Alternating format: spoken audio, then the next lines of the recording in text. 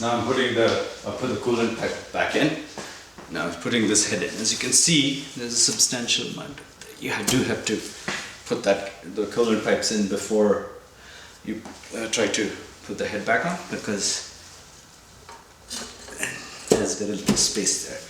There you go. Now it sits there and everyone's happy. So this can fit in here.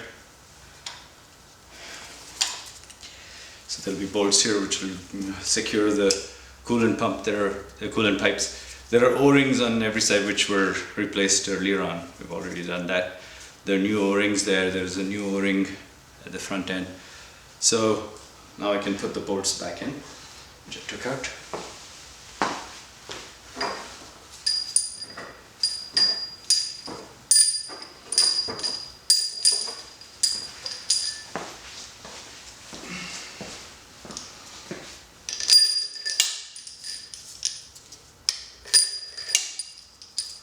So remember, these haven't been tightened, so they're single-use bolts. Once you over-torque them, you can't use them again. But I haven't yet torqued them at all, so they're just still hand-tightened, because I just want to make sure that everything fits before I go ahead and tighten them. So I'm going to try and put in as many things as I can while I still have access to these holes, which I guess I will have until I put the cam cover back on.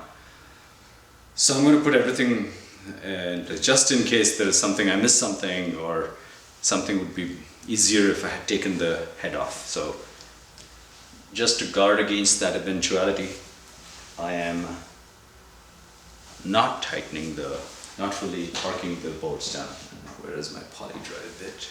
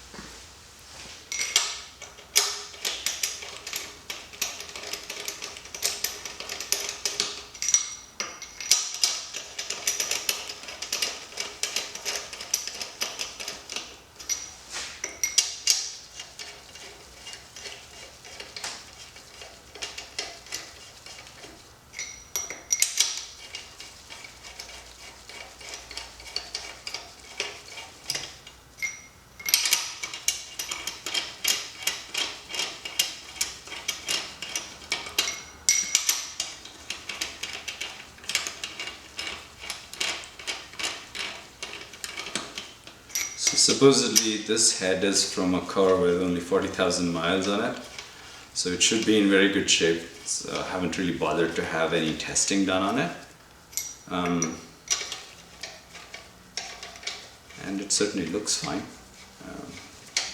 It's all very dry. It needs oil before we're going to do anything to it, but it looks good. Okay, so there. So we've got the head back on, at least loosely, and we can proceed with putting all the rest of the coolant system components back on, or about some of them. So we have the pipes in here, so there are bolts in here. I'm going to secure those.